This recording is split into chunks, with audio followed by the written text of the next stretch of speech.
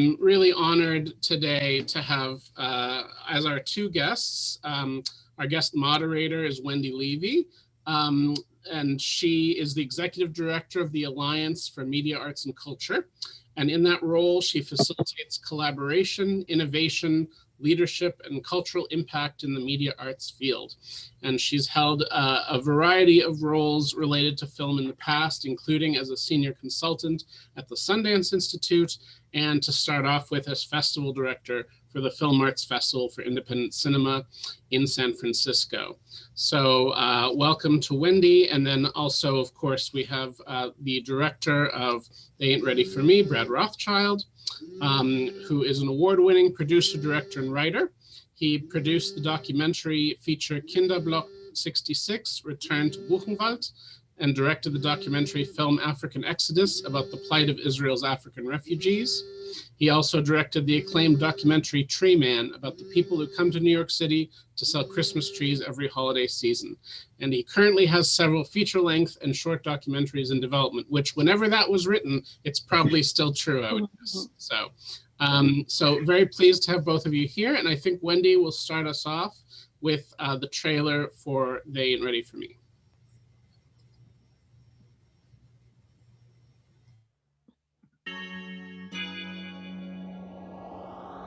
Poverty and unemployment and the conditions that we live in, it creates an environment ripe for gun violence.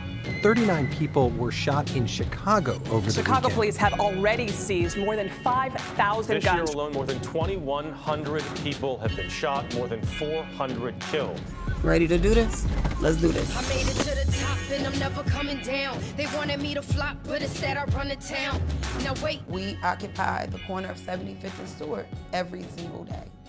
The idea behind it was, you tell me the bad areas where there are gang beefs. I'll take these women and we'll set up and it'll stop everything from happening because nobody wants to shoot anybody's mother. From the arteries, audibly, I'm controlling the flow. It's all eyes on me, and best believe that I'm predetermined to win. How they say it takes a village to raise a child. We forming our village, and our village is getting stronger, and we're raising our kids to be productive. I don't try to create this idea that 75th and Stewart is this utopic society, because it's not. It's just, how do you bring about some sort of order within the chaos? You gotta stop beating people up and shit, okay? Come here. Come here, let me tell you the truth. Do you promise? Like, do you, like, pinky swear? This is what my life is reduced to, pinky swearing. Tonight is Passover. It's matzo ball. I'm a Jew, and I'm black. Don't forget, I'm really, really pretty. What if we were slaves in Egypt and we never came out? We got our freedom, but we never left Egypt. Who would we be right now? Will we be free? Really? Now stop. There's too many kids out here. Stop. It's all eyes on me, and best believe that I'm predetermined to win. Hey, and I'm back at it again. In the final second, I elevate in my... Okay. You wanna pop some fireworks? Me, they never recognize the queen. This is not the church. I'm not a politician. I'm really, honestly, just somebody's mother. And my survival is more than what it means. I'm a movement.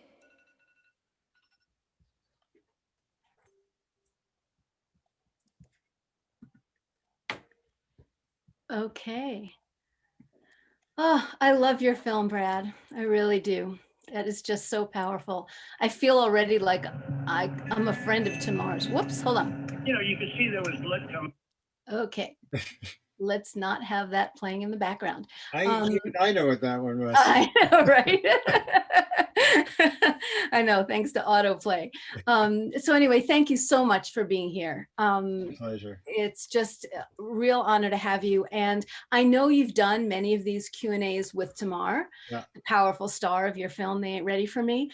And here you are representing, without the soulful visionary voice of your subject, but you, in many ways, in my mind, are also a soulful visionary voice of this project. And while I have some quotes from Tamar to bring her voice into the space with us today, I really am excited about taking the opportunity to go down some paths with you that perhaps other interviewers have not.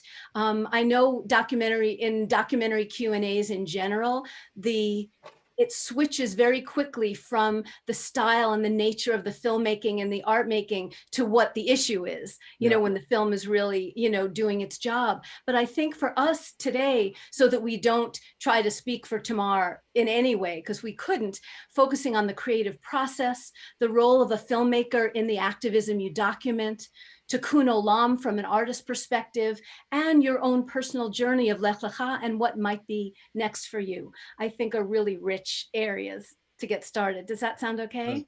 That sounds great. Fantastic.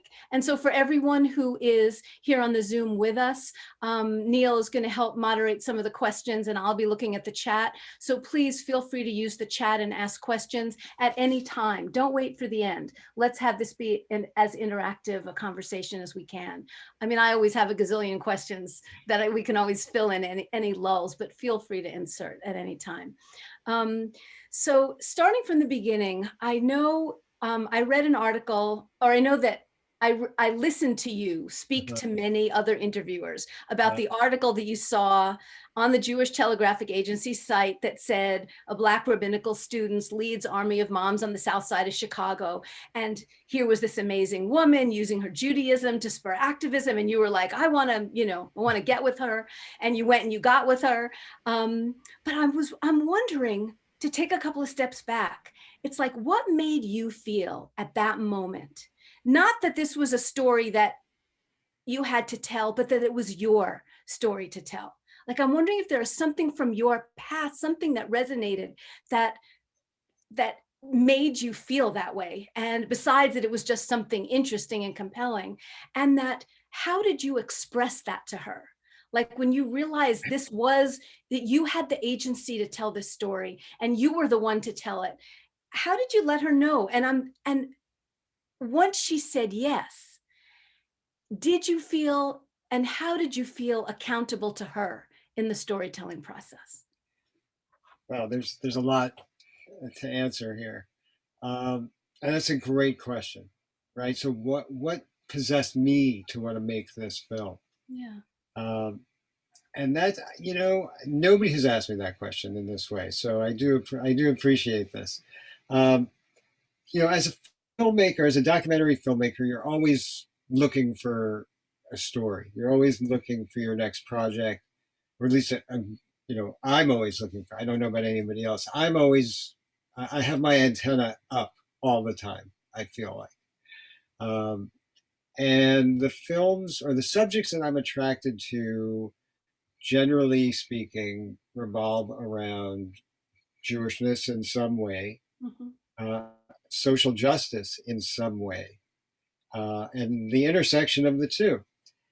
So I had done a film that Neil had mentioned earlier called African Exodus, which is about the plight of asylum seekers from Eritrea and Sudan who have made their way into Israel.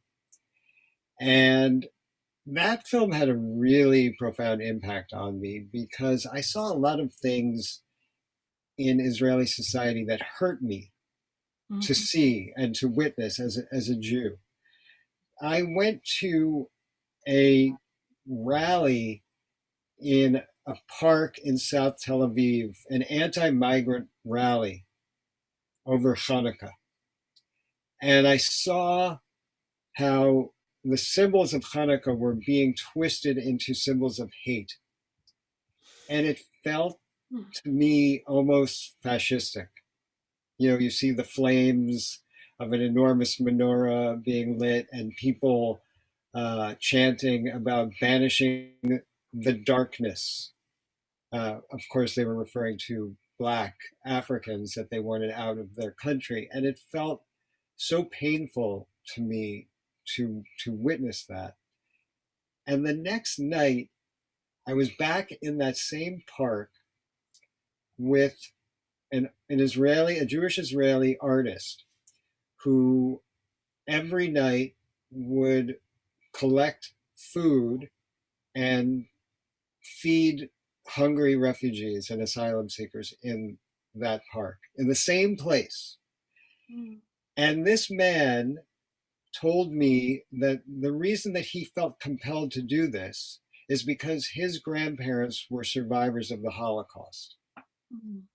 And I thought, this is the kind of Jew that I am. And this is the kind of Jew that I want to be. And in a lot of ways, he was Tamar for me before I met Tamar. And I actually showed the film to Tamar. And when she saw this man, she said, "That's me."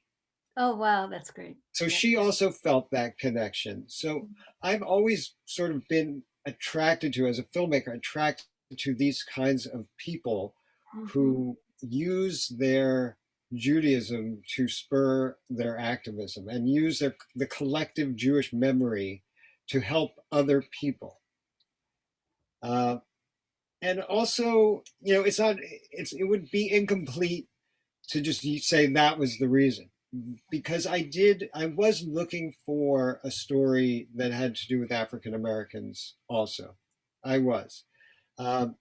In the lead up to the 2016 elections, you could feel the tensions rising in the country. And it felt like we were facing a moment where we were going to be embattled. And when I say we, I mean people who have been embattled in the past, whether Jewish people or African American people, LGBTQ people, anybody who is deemed the other. It felt like a very tenuous time. And it turned out to be a very tenuous time, as we all know now. But I remember thinking back then, not necessarily in connection to making a film, but just in connection to me as a person, that I wanted to explore the reasons why the Black community and the Jewish community at times felt like they were on opposite sides, when the real enemy is common to both of us. And I think that was sort of what was going on in my head or in my heart or in both places when I read this article. And it all just came together. And, reading that article, Tamar's personality jumped out at me. And anybody who is on this Zoom session who has watched the film knows that Tamar is a force of nature, and she's just larger than life, and her personality is enormous. And I felt that. And I felt that I had to meet her. And in a weird way, I felt that I had to make this film, whether I was the right person or not, like, I don't know. But for me, I had to do it. And when I introduced myself to her, it was a very basic, "Hey, I'm a filmmaker in New York City, and I think you're interesting, and I read this article, and I want to meet you." So, as you know, because you've seen some of these Q&As, she was not entirely receptive at first, and I can't really blame her, because who am I? And who am I to dare to approach somebody like Tamar and say I should be the one to chronicle your story? Hence the question. Yeah. Was your white maleness an issue for her? Maybe in the beginning, maybe before she and I sat down together. Mm-hmm. But for me, when we met and she told me that she had gone to Jewish day school, I also had gone to Jewish day school. And I just felt like, oh, I know you. Right. I know who you are. You know who I am. We speak the same language. We both have the same background. Mm. The fact that she is an African-American woman from the south side of Chicago and I'm a white male who grew up in New Jersey living in New York City, like, okay, we don't have those things in common, but we do have this where we both went to Jewish day school. So we kind of bonded over that. But I also think, and I don't know if she is conscious of this so much, but I feel like I didn't question anything about her background because it's not for me to question her. And I think that she appreciated that approach, because a lot of people say to her, "Well, how is it that you're Jewish?" And that is a completely inappropriate question to ask of anybody. Mm-hmm. And it never occurred to me to ask her that, because it's not anything for me to ask. And I think maybe on some level she appreciated that I wasn't, I made it very clear to her from the beginning that I wasn't out to make some sort of gotcha film, or I wasn't trying to unearth something that, you know, she wanted to keep hidden, because that wasn't the intention of the film. The intention of the film was just to highlight the incredible work that she's doing. Yeah. And you know, maybe I came across as being earnest, and she just, you know, took to that and Hard said, to okay, resist. Yeah, it's hard to resist. Okay, we can do this. Because honestly, I didn't have any ulterior motives in making this film. I just want to make an interesting film about an incredible person. Right. I know thank you for that. It feels like some directors will pick a story and then swoop in and try to, you know, and make it the way they want to make it. One of the beautiful things about this film is that I could feel the collaboration between you and Tamar coming through the screen. Like, even before I knew that she sometimes told you what she wanted you to shoot, it was such these moments of like, it was verite, like you were there, kind of fly on the wall. But then that when I was listening to other interviews and heard that there were moments that you showed up and she would tell you what she wanted to shoot, that kind of responsive relationship was really, really powerful. But I mean, she wouldn't tell me like, oh, go shoot this over here. Right. Yeah, but it was more, yeah, there were only a couple of times where she would say like, don't bring the camera here because I'm having a private conversation. Right. But for the most part, you know, I didn't see my role as trying to direct, you know, the happenings on the block. I saw my role as documenting what was going on and trying to be as unobtrusive as possible. Yeah. There's no way that people's behavior doesn't change when they see a camera. It's just people's behavior changes when they see a camera. But if you can blend in enough that after a while people kind of forget that you're there, then you can get something as closely approximating reality as possible. And that's really what I wanted to achieve. I wasn't trying to insert myself into the story. I wasn't trying to tell Tamar, you should think about doing it this way. Or it's like, this is her world. And I always, from the beginning, I always felt like I'm a guest in her world. And I asked her if I could document her story, not vice versa. So I always felt like she makes the rules and I'm good with that. Yeah, that's beautiful. That's beautiful. Well, we've opened up the floodgates of questions about Tamar, so I want to hit them, and then we can kind of come back a little bit to the filmmaking questions. But the first question that came up is, what's Tamar doing now and what are her future plans? Yeah. So, and that also actually speaks to, has she already felt the impact of the film on her work as well? But if you could address that, would be great. Yeah, I think, first of all, we get this question all the time. This is, what are you up to now since filming wrapped? There has been so much going on with Tamar and with Mask, especially since the pandemic hit. It's kind of changed the nature of the work that she's doing in a lot of ways. So before the pandemic started, Tamar built out on that lot 3 shipping containers into classrooms.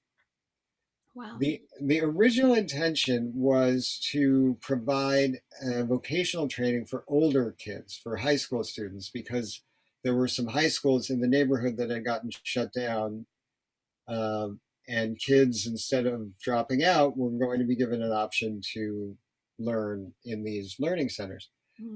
Yet the pandemic started, and Tamar recognized that she was in a unique position, that she had these learning centers that could help kids who otherwise would be falling through the cracks. It's kind of incredible. One of her cousins said to her, well, Noah, you built the ark and now it's starting to rain. Right. It's like... And that's kind of what happens. So there are now kids who, for one reason or another, whether it's they don't have high-speed internet access at home, or they don't have access to tablets, or they have parents who are essential workers or who just can't help them with their studies, they're now getting help on the block. And Tamar started a tutoring program online so that people can come and volunteer virtually to help students who are, again, falling behind. You know, one of the things that the pandemic has exposed, or is going to expose even greater when this is over, is the education gap that exists in this country between rich and poor. Yep. So the kids who are already falling behind are now falling further behind. And Tamar is doing a lot of work to try to make sure that they don't fall too far behind. So that's a lot of what she's doing. She's also expanding Mask to other cities. They're making a big push into Memphis, Tennessee, and into the South. And she's just going to go to other cities to try to expand what she's doing. I think the question that you asked about, you know, the impact of the film, I think so far it's had a pretty positive impact, and a big one. My intention always was that the film would amplify Tamar's voice and give her a larger platform so that more people would find out about her and the work that she's doing. And that's what's happened. So she gets contacted from people all over the country now, Yep. or by people from all over the country. Amazing. So it's really, it's been good for the organization. It's fantastic. I always say, if you want to change the world, change the stories first. By offering the new story, you know, a lot of that happened, but she's amazing. So let's keep going. Marty asks, why couldn't she get ordained? Do you know about that? So the ordination is going to happen. Oh, good. It will happen. It was scheduled for December, but Chicago went on a second lockdown, and she decided that she didn't want a virtual ordination. She wants to do it in person. Originally, she wasn't going to be ordained because they had never ordained a female rabbi before. So it was unclear to me and to her as to why. There was a vote that was supposed to take place. It never took place. And it was never explained to her why it didn't happen. Wow. But I think it's fair to say that the film had an impact on the decision to give her the ordination that she has earned.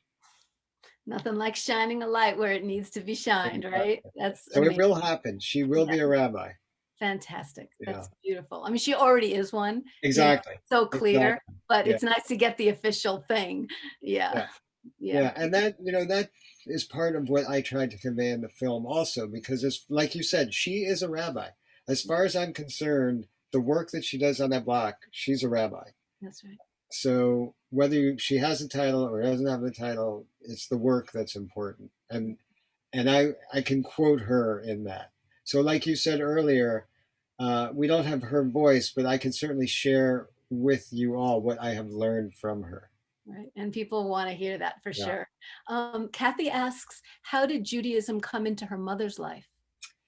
I'm going to answer that the same way that Tamar answers that. And that is her mother's story to tell. And it's not Tamar's story to tell. And that's kind of how that goes. We'll have to leave it there. Got it. Judy Silverstein asks, Tamar has such an amazing rapport with kids and adults. Isn't she a teacher when not on summer break? And what does she teach, level and subjects? She's not a teacher. Not a teacher. She's not a teacher. But when they're not on the block every day, she's now working full time with mask related things. So she's not a classroom teacher. No, she never has been. Got it. Rosalind asks, to what extent has Tamar inspired others to do something similar in other parts of Chicago or in other cities? Sounds like Tamar's doing stuff in other cities. If so, what have you learned about others who've been inspired by her? So the other cities, for the most part, there are people who approach Tamar and ask her if they can start mask chapters. Tamar doesn't just go somewhere else and say, okay, what worked for me on 75th and Stewart, I'm going to do here. I'm going to replicate it for you. She'll only go to places where people invite her to come. And she recognizes that every neighborhood, every block has different needs and has different things that people want to accomplish. So she tries to work with those people to help them accomplish what's important to them. So Mask in Staten Island, for example, doesn't necessarily do the same things that Mask in Chicago or Indiana or Memphis do. Mm-hmm. Yeah. Yeah. Yeah. Very cool. I can just see masks being everywhere, every Yeah. state. Yeah. And really, Mask is easy, right? It's anybody who wants to do something to help their community. Mm-hmm. And whatever you decide your community needs, that's it. You're in Mask. You're a member of Mask. And if you're doing something, then, there are no membership cards. There's no dues, just show up and do the work. There's no chapter meetings and passwords and special handshakes. It's just, it's about the work. I love it. And make the matzo balls. Come on. Yeah, exactly. Yeah. So Jen asks, does Tamar build on this lot without the city's permission? And if so, how does she keep the city from closing her down? So she owns the lot. And again, there's some strange things going on in Chicago because you can buy empty lots for like no money, right? Like $1. Mm-hmm. And it's for me, I live in New York City and you're from Brooklyn, so you know this. There's no empty spaces in New York City, right? There's no such thing as an empty lot. But if you go to Chicago, you'll see vast areas where there used to be an apartment building or a house or some sort of building that's just a vacant lot. So there are actually a lot of empty spaces that the city just doesn't know what to do with. So if there are people who have uses for them, like what Tamar is doing, they can get them eventually. And that's what happened with Mask. Now, there was some other incident where she had a shipping container somewhere else that got sort of removed by the city because she didn't have the right permit to be there.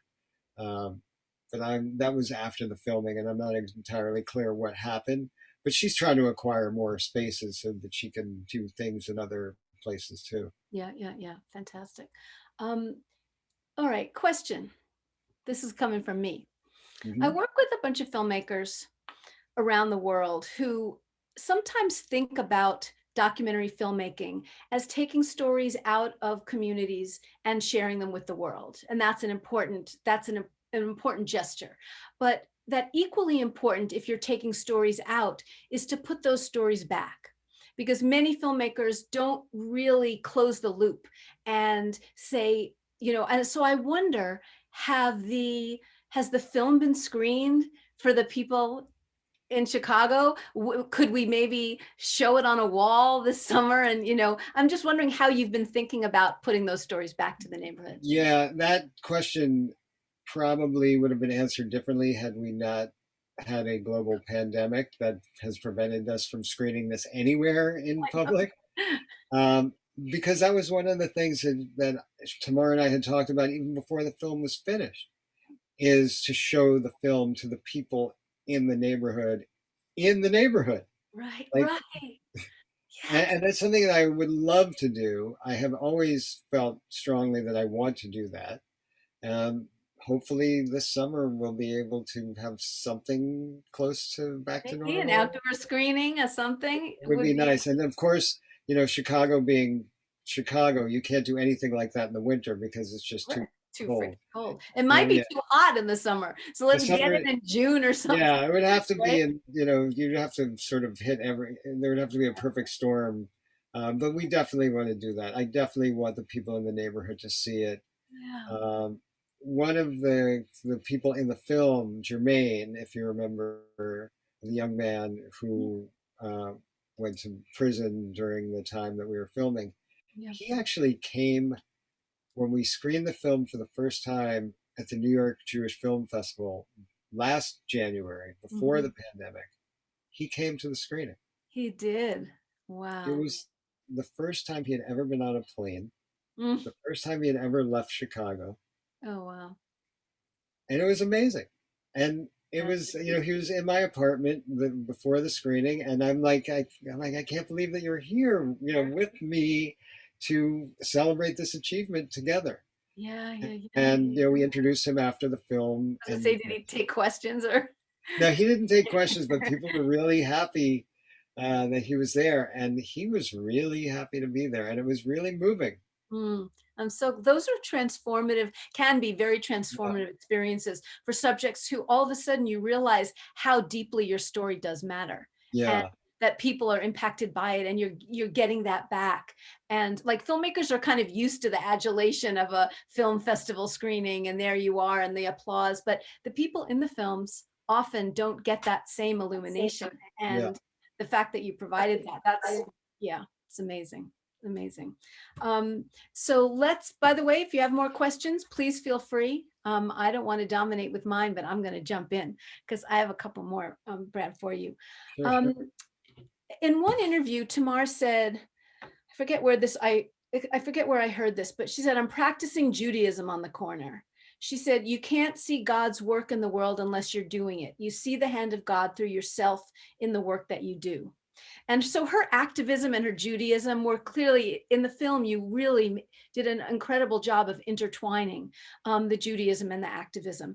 And I'm wondering if the filming of her story became your activism. Like, I know a lot of filmmakers who are allergic to activism and they're just like, I'm just here to tell the story. But I'm just wondering if it seems that the filming was a way for you to express solidarity with her. Totally. Did Totally. that happen? Totally. Yes. So I have come to identify so closely with her that her struggle is my struggle, and her work is my work. And she and I have a great friendship. I mean, a real friendship that developed while we were filming.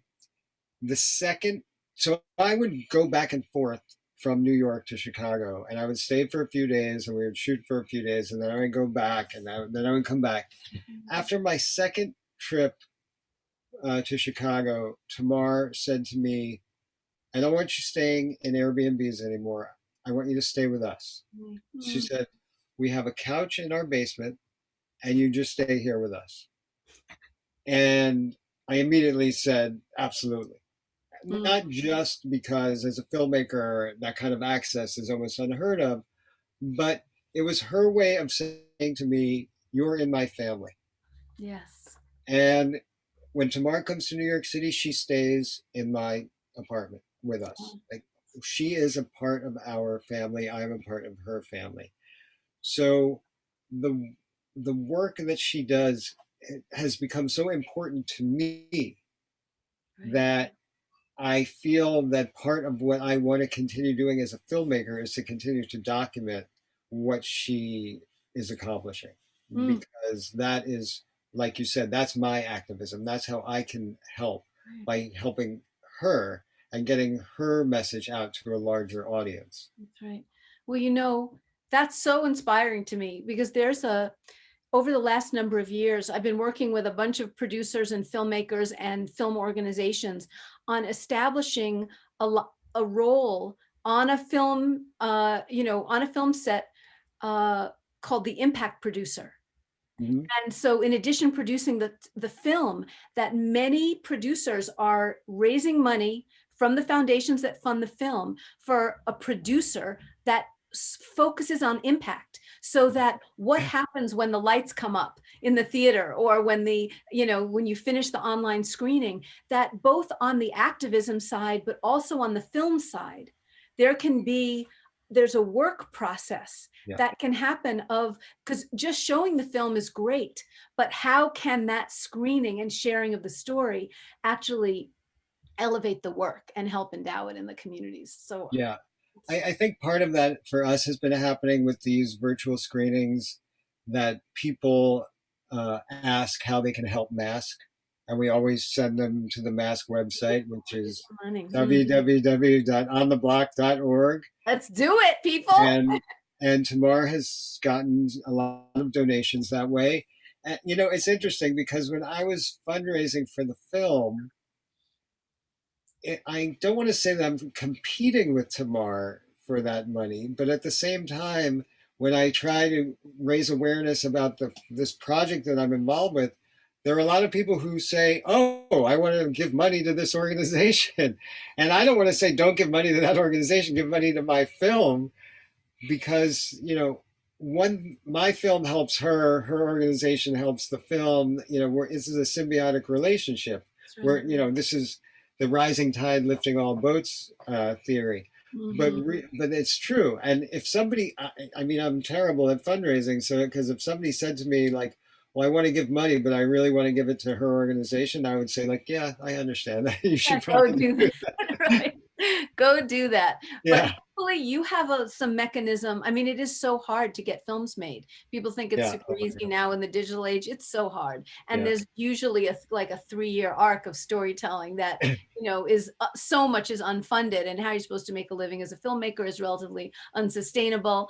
But building in, maybe one day, Mass can have filmmakers in residence, that are persistently telling their stories through those people that they're serving, as well as the work of the organization. Because at some point, these visionary founders, you can't tell their story anymore, that their story is living. You've told it, right? You've told this piece of it, and there's so much more. And most of those founders will say, turn the camera on what's happening out there in the world. So there's so many stories to tell. Absolutely. I think we'll get there.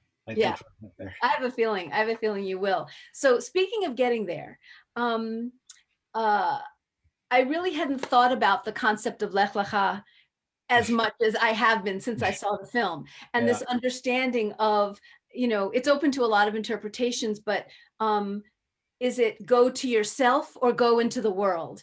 And how, and I've been thinking about it really as both, like go out there, go forth, from your parents' house, but also go and find yourself in that journey. Just the whole thing has really, so I wanted to thank you for those moments of being able to put that out in the film, but also I'm wondering how that's playing out for you in your life. Like, but while we still have a couple of other audience questions, but I'm wondering if you could talk about Lech Lecha from a personal standpoint and what it means for you. Well, you're asking some really incredible questions. Like, yes, we all are on that journey out of our parents' house and Lech Lecha and find your way. And hopefully we've been given tools while we're still in our parents' homes to survive once we leave. And to me, it's really the stories that you grow up hearing help to shape you into the person who you become. So my Lech Lecha journey, really as an adult, started when I graduated from college and I decided that I was going to live in Israel for 2 years. And again, this goes back to, part of it was that I was this Jewish day school kid, but I didn't really speak Hebrew, and I felt bad for my parents that they spent all this money sending me to Jewish day school and they didn't really get a lot of return from it. So I thought, like, all right, let me go to Israel and at least speak Hebrew so I can feel good about something about the Hebrew. Exonerate yourself, yeah. But at the same time, my father was a refugee from Nazi Germany who came to the United States when he was a young boy with his family. And we always grew up with those stories and knowing that they were saved because they came to the United States and their existence was tenuous before then. And we owe so much to the fact that they were allowed in here. Yes.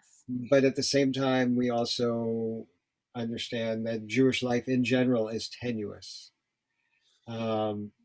So, and I also felt like my father's life was a bit more adventurous than mine because he had been forced to do so many things from a young age. He also was a veteran of the Korean War. So here's somebody who escaped the Nazis, came to America, found a home here, and then was conscripted into the military and told to go fight. And he was a bit older when he had kids, so he had this life before. And I always felt that I could never possibly live that sort of, life because I was a suburban kid growing up in New Jersey that nothing really that interesting happened to. Yeah. So I was, I guess I had this sense of adventure, but also a very strong commitment to my my family story and to the sense of peoplehood. And that's what led me to Israel.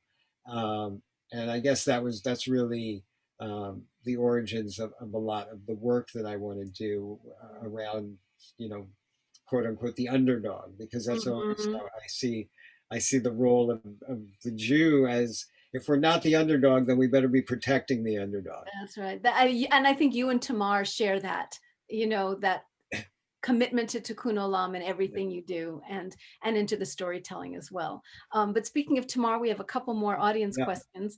One is, how has she gotten her financial support? How did she get her financial support at the beginning? Any big grants from the MacArthur Foundation? No, she doesn't get a lot of big grants, and she always says she's the Bernie Sanders of community activism. That she gets like small donations from people, in high denominations, 18 or 36 or $54 at a clip. And I think, and we've never really discussed, like we haven't done like a deep delve into her finances, but I get the feeling that when she first started, she was pulling money out of her own pocket to do it. Yeah. Wow. Amazing. Before this last question, it's been recommended that we explain Tikkun Olam and Lech Lecha to our non-Jewish audience members.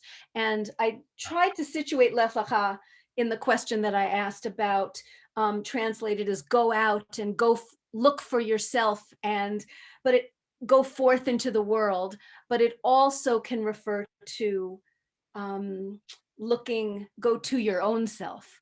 Look inward. Yeah, and also to explain to people who may not be familiar, Lech Lecha is the portion from the Torah where Abraham is commanded to go out of his father's house and go to the land, what is now called Israel, the promised land. And this is, Lech Lecha is get thee out and go forth. Go forth. Yeah. Or in, or it's so widely interpreted. And Tikkun Olam, as I understand it and grew up, was this idea of that we are all responsible to heal and repair the world. Yeah.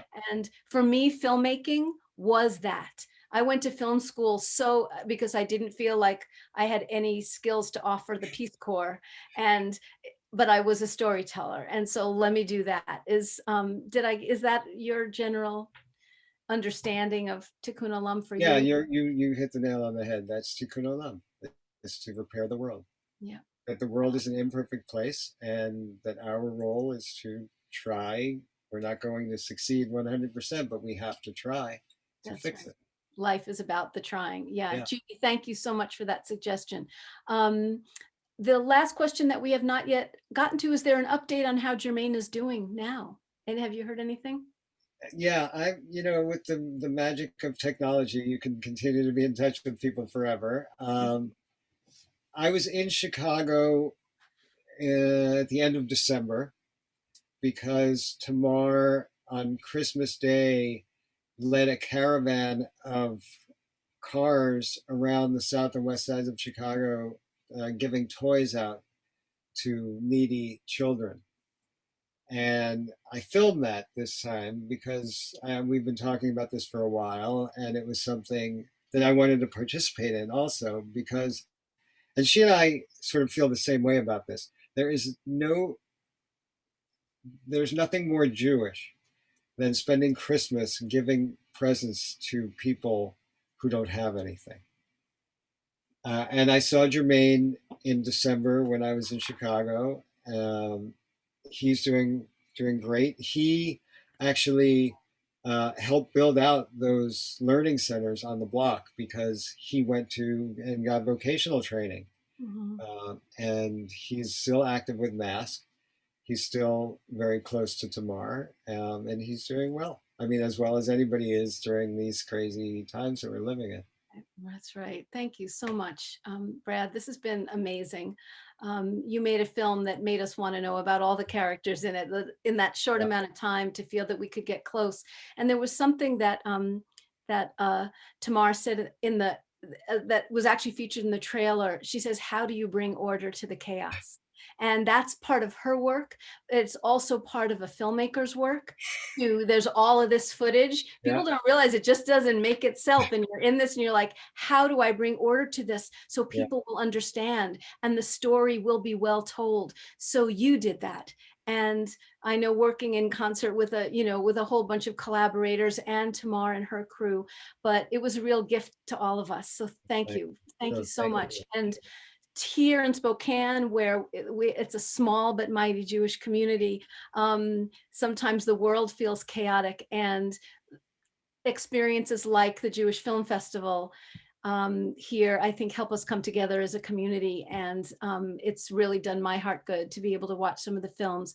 And so I want to thank the Jewish Film Festival folks, Neil especially, for providing this opportunity during the pandemic. So Brad, let's be in touch. It's been really, it's been wonderful. These questions were incredible, thought-provoking, made me reach deep inside myself to think about these things that I don't usually think about, but I really appreciated the questions. I appreciate everybody coming out today. I hope that with my next film, we'll be able to do this in person, and I'd be happy to come out to Washington State and experience one of the more beautiful parts of the country. Good, you can stay in my house. All right, there we go. Right. Good. Okay.